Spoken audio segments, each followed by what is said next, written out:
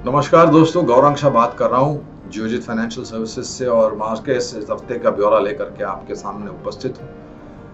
पिछले हफ्ते हमने देखा बहुत ही अहम स्तर दोनों ही सेंसेक्स और निफ्टी ने तोड़े और उसके बाद नीचे की तरफ के दायरा और बढ़ा। करीबन 15,180 15,190 के आसपास स्तर बना था निचला निफ्टी पर और 50,990 के आसपास का निचला स्तर बना था सेंसेक्स का। और यही बात हमने बताई थी जब हमने चिंता जताई थी कि अगर 15,500 का स्तर निफ्टी पे टूटता है और 55,000 या 55,500 का स्तर अगर सेंसेक्स पे टूटता है तो शायद गिरावट और हो सकती है। और क्योंकि हमने ये स्तर जो अहम थे ये तोड़े हैं, हो सकता है कि आने वाले दिनों में निचली तरफ का दायरा और बढ़े और ये जो बिकवाली हम देख रहे हैं विदेशी संस्थागत निवेशकों की तरफ से, ये थोड़ी बहुत और हावी हो सकती है। जहाँ तक स्थानीय संस्थागत निवेशकों का सवाल है तो उन्होंने विदेशी संस्थागत निवेशकों की बिकवाली थी उसका सामना करने की कोशिश की, लेकिन कुछ आंकड़े नीचे की तरफ थे खरीदारी के घरेलू संस्थागत निवेशक की तरफ से। तो आज सुबह सोमवार इस हफ्ते बाजार खुला, थोड़ी बहुत ऊपर के तरफ के दायरे भी हमने देखे, लेकिन जैसे जैसे दिन गुजरता गया जो भी बढ़त हमने सुबह के सत्र में देखी थी वो गवा चुके, लाल निशान में गए, फिर से उभरे। तो ये जो दायरा है बाजार का हरे निशान में और लाल निशान में, शायद आने वाले समय में इस तरीके का ही माहौल आपको बाजार में देखने मिलेगा। तो अभी जब मैं आपसे बात कर रहा हूँ 51,450 का स्तर है सेंसेक्स पर, करीबन 90 पॉइंट की बढ़त। निफ्टी पर 15,300 के आसपास का स्तर है 11 पॉइंट की बढ़त के साथ। निफ्टी बैंक पर 13 पॉइंट की बढ़त है 32,750 के आसपास का स्तर। और हम उम्मीद करते हैं कि शायद आने वाले समय में, क्योंकि पिछले अक्टूबर 2021 से लेकर के कल यानी कि पिछले हफ्ते शुक्रवार की जो बिकवाली थी वो बड़े पैमाने पर हो सकती है। हो सकता है कि आने वाले समय में विदेशी संस्थागत निवेशकों की बिकवाली थोड़ी धीमी पड़े, स्थानीय संस्थागत निवेशक उनका सामना कर सकें और शायद उससे बेहतर आंकड़ा खरीदारी का लेके आ सके। तो ये कुल मिलाकर के आकलन है हमारा। स्थानीय मार्केट में ऐसे कोई संकेत नहीं है, खबरें नहीं है जिसको लेकर के बहुत ही चिंता के वातावरण हो, लेकिन जो वैश्विक बाजार है वहां से जो खबरें आ रही हैं उसको लेकर के मेरे ख्याल से ज्यादा उत्तेजना बाजार में है। ब्याज दरों का बढ़ने का सिलसिला आने वाले समय में जारी रहेगा, ऐसा वक्तव्य फेड के चीफ ने बताया था। ऐसी बातें हमारे यहाँ पर माननीय गवर्नर साहब ने भी की थी और हमारा आकलन ये कहता है कि बाकी अन्य जो केंद्रीय बैंक है अलग अलग देशों के, वो भी अपने दरें जो है ब्याज की वो बढ़ाएंगे, क्योंकि महंगाई का सामना करना है, रिसेशन की बात चल रही है और जो माहौल है वो मेरे ख्याल से थोड़ा बहुत और नकारात्मक हो सकता है।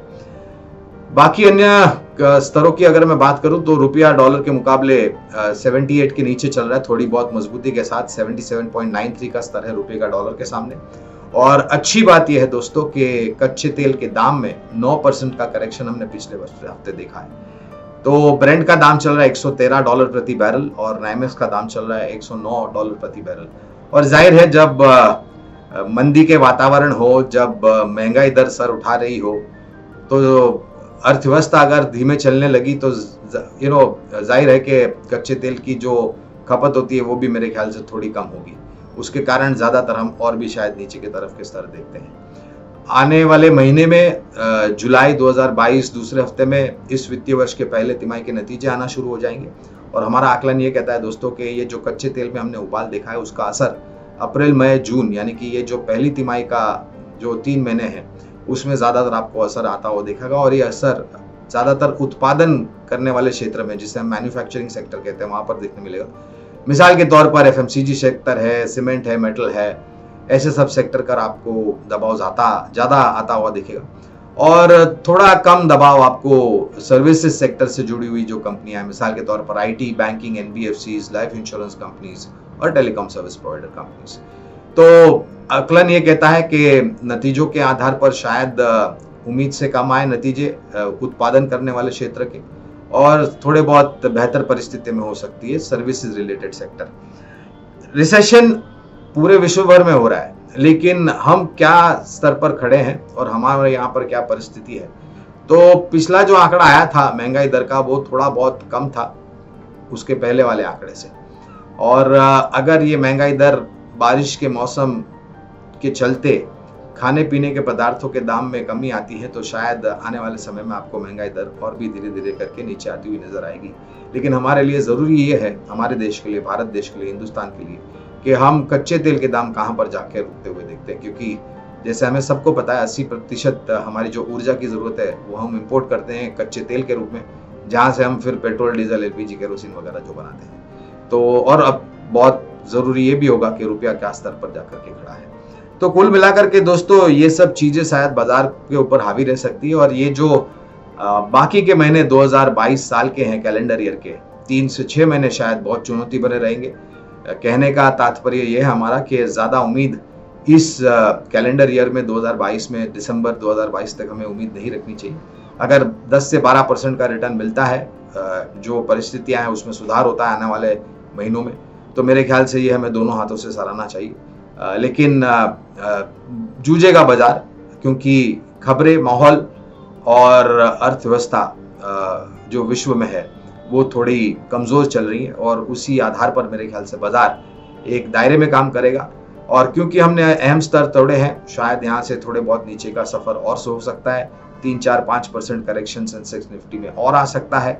लेकिन अगर आप छोटी अवधि के लिए कारोबार नहीं करते और लंबी अवधि के निवेशक हैं तो मूल्यांकन के रूप में काफ़ी आकर्षित हो गए कुछ क्षेत्र, स्टॉक्स जैसे हमने पिछली बारी बात की थी, IT, banking, NBFCs, life insurance companies, telecom service provider companies, एक कॉन्फिडेंट कॉल ऑटो सेक्टर पर, सीमेंट पर और मेटल पर, क्योंकि यहाँ पर ज़्यादा बिकवाली हुई है। और ये जो नीतियों में बदलाव किया गया है सरकार की तरफ से, ये महंगाई के को नज़र रखते हुए किया है। अगर महंगाई दर काबू में आई, नीचे आई, तो जो प्रतिबंध लगाए गए हैं इन सब क्षेत्र के ऊपर वो फिर से वापस लिए जाएंगे और शायद और भी बेहतरीन समय यहाँ पर आते हुए दिखेगा। मेरी बात सुनने के लिए शांतिपूर्वक आप लोगों का बहुत बहुत धन्यवाद। अगले हफ्ते का अपनी सेहत का ध्यान रखें, मास्क पहन के रखिए। बहुत बहुत धन्यवाद।